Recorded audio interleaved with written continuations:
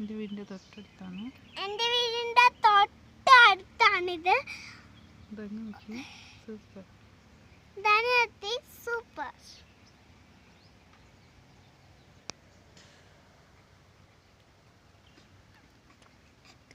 ഞങ്ങൾ ഇടയ്ക്കിടയ്ക്ക് വരാറുണ്ട്.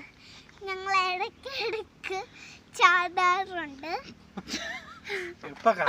വരാറുമുണ്ട്.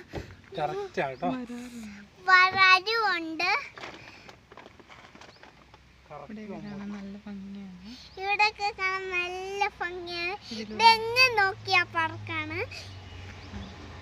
ഇവിടേക്ക് എല്ലാവരും പോകുന്നു.